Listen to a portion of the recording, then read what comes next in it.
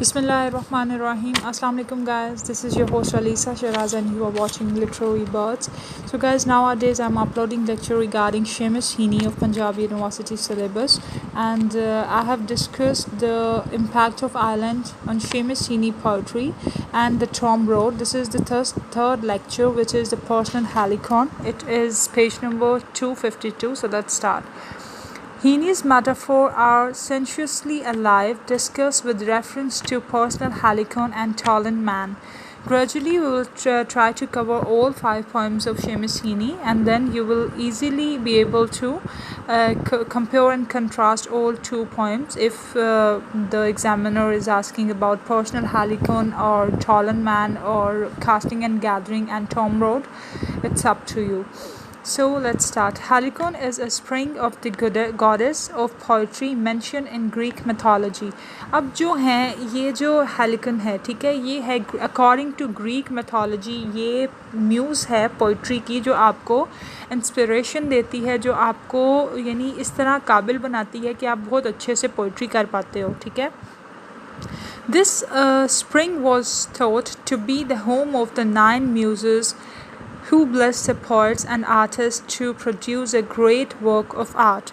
अब ये आपको कैपेबल बनाती है कि ये जो म्यूज़ेस हैं, ये जो देवियाँ हैं ग्रीक मैथोलॉजी के हिसाब से, ये जो पोइट्री की और आर्ट की जो देवियाँ, ये आपको इस काबिल बनाती हैं कि जब आप इनसे मदद मांगते हो तो ये आपको इस काबिल बनाती हैं कि आप अच्छे तरीके से किसी पीस ऑफ आर्ट को या किसी वर्क ऑफ आर्ट को कर सको, पूरा कर सको.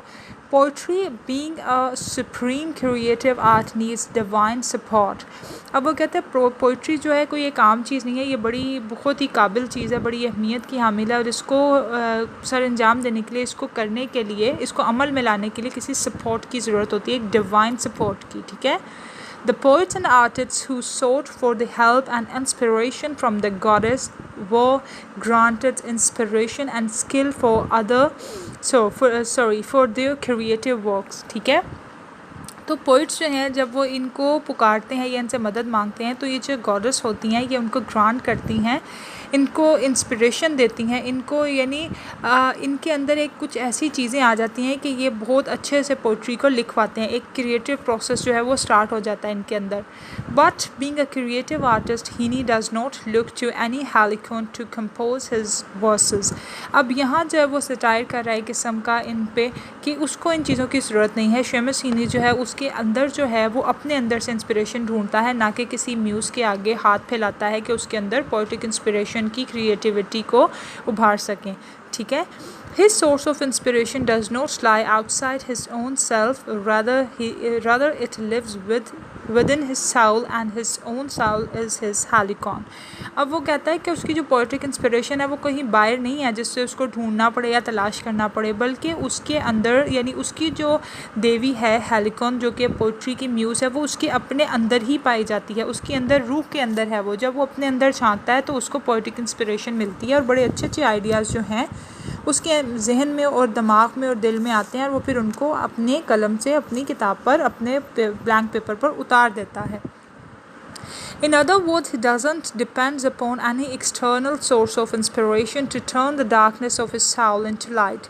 अब वो कहता है कि उसको किसी दूसरी बाहरी इंस्पिरेशन की ज़रूरत नहीं है, उसको यानी अपनी साउल की जो डार्कनेस है, यानी अपनी परेशानियां जो हैं उनको खूबसूरत एक लाइट देकर, एक क्रिएटिव प्रोसेस से गुजार कर, एक खूबसूरत तरीके से अल्फाजों की शक्ल में डालकर अपने पेपर पर उतारने के लिए किसी बाहरी इंस्पिरेशन की ज़रूरत नहीं है, बल्कि उसके अंदर ही ये चीज़ें हैं. वो इतना कैपेबल है कि वो इन चीज़ों को, इन यानी अपनी ख़यालों को, अपनी थॉट्स को, अपने इमेजिन्स को इन अ फॉर्म ऑफ वर्ड जो है वो उतार सके इन अ वेरी रिमार्केबल मैनर.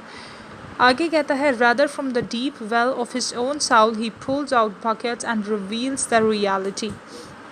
अब वो उसके अंदर उसने बड़ी खूबसूरत यहाँ बात की कि उसके अंदर जो एक कुआं है ना, उसकी थॉट्स का, उसकी इमेजिनेशन का, उसके एक्सपीरियंसेस का, जो उसने अपने बचपन में एक्सपीरियंस किए थे, वो सब एक कुएं की तरह है. उसके अंदर वो बकेट्स डालता है और उनको निकालता है, यानी बकेट्स तो वो खाली डालता है, लेकिन वो थॉट्स जब बकेट में भरता है तो वो जब निकलती हैं तो वो अल्फाजों की सूरत में पानी की तरह बिखर जाती हैं उसके पेपर के ऊपर. ठीक है।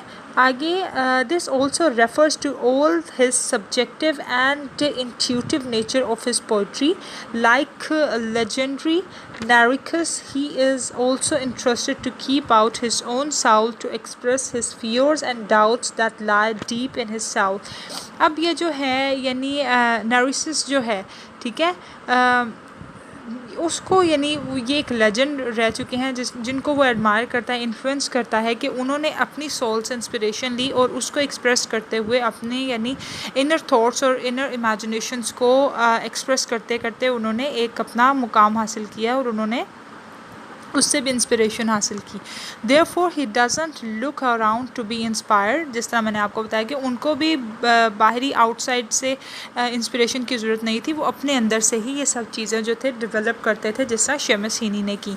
दो his theory of poetry hangs mainly on remaining detached from what is going on around, yet a sensitive person cannot keep aloof when his surroundings are exposed to serious crises involving injustice and violence, death and destruction.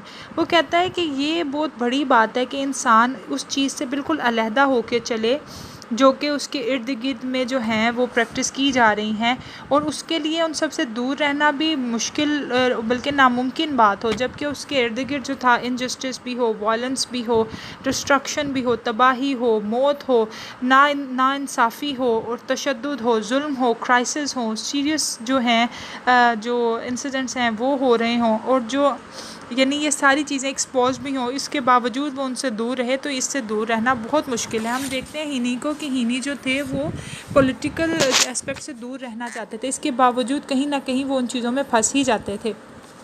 तो ये एक नामुमकिन बात है कि आप उन सारे सर्कमस्टांसेस में का हिस्सा होते हुए भी उनसे दूर रहो। हीनी ने बहुत कोशिश की, वो यानी कंट्रोवर्सीज़ में फंसना नहीं चाहते थे, वो उन सब चीज़ों से दूर रहना चाहते थे, रिलीजियस और पॉलिटिकल एस्पेक्ट से बहुत दूर रहना चाहते थे, लोगों की यानी जो क्रिटिसाइज़ करते थे वो उनसे बहुत दूर रहना चाहते थे, इसके बावजूद वो बेचारे कभी ना कभी उस चीज़ में फंस ही जाते थे।